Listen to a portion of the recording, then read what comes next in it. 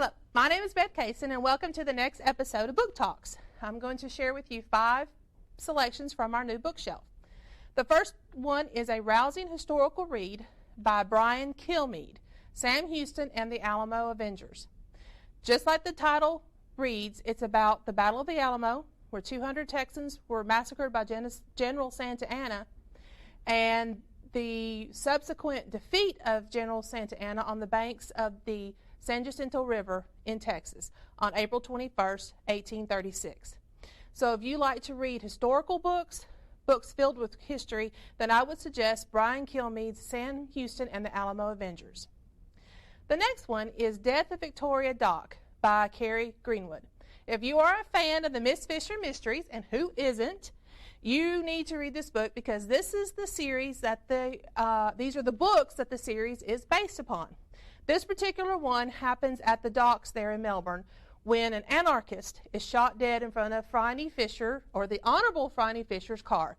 She's the first person there to see him. She gets blood all over her beautiful clothes, and because of that, she decides she's going to find out who killed this anarchist.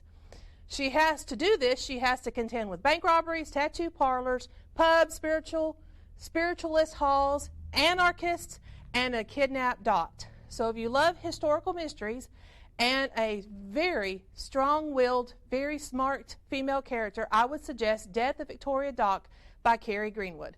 The good news is we also have the rest in the series if you get hooked. The next book I'd like to highlight is by Christopher Fowler. This is another series of mysteries that are set in England. And this particular one is Bryant and May, Strange Tide. Now, Bryant and May, Arthur Bryant and John May, are members of what they call the Peculiar Crimes Unit. They deal with unusual cases. And this particular one is a strange case because they come across a body chained to a stone post at the River Thames, and it's left to drown there. Why did they leave the body drown? Not why didn't they just put the body into the Thames? So they're trying to figure that out, and unfortunately, Bryant is having moments of lucid madness in this where he is hallucinating like he's going back in time.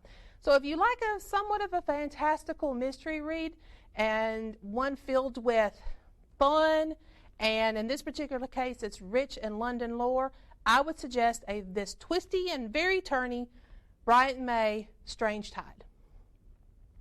My next book is a biography, and it's a biography of a marriage. Now, we all know that marriages they're all unique and individual because they're made up of unique and individual people.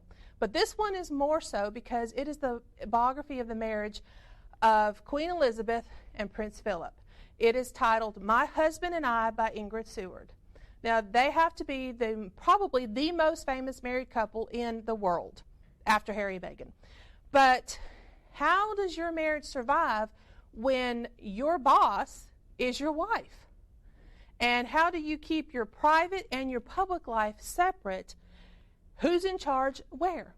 And in this case, this book delves into this marriage of over 50 years and shows how they have survived the trials and tribulations of the royal family and still have a very strong marriage all these years later. So if you are into biographies, and especially the Royal Watcher, then I would suggest for you My Husband and I by Ingrid Seward.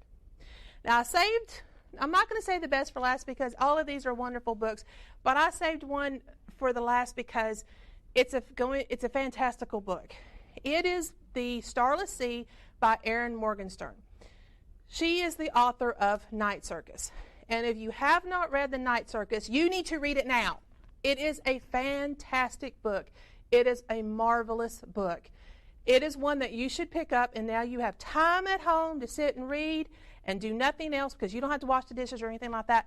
Read this book, Night Circus by Erin Morgenstern. But the newest one by her, The Starless Sea, is promising to be just as good. In it, the character Zachary Ezra Wallings finds that upon the Starless Sea there is a collection of tunnels and rooms that are filled with stories. And among these tunnels filled with books, gilded ballrooms, and wine-dark shores, he finds that there is an intoxicating world soaked in romance and mystery. it is very similar to the Night Circus in that every word is soaked in fantasy, and you just want to devour every word that is in the book. And because of that, I'm going to read for you just the first couple of paragraphs of the first page because I want you to get hooked to this book. It's The Starless Sea, Erin Morgenstern. There is a pirate in the basement. The pirate is a metaphor, but also still a person. The basement could rightly be considered a dungeon. The pirate was placed here for numerous acts of piratey nature, considered criminal enough for punishment by those non-pirates who decide such things. Am I right? Did I get you hooked yet? If you want this book, please call us at 256-237-8501, extension 2, or you can also email us at books@publiclibrary.cc, and we'll be glad to pull it for you, because I highly encourage you to pick up this book or any of the other ones that I have offered. Thanks for now. Bye.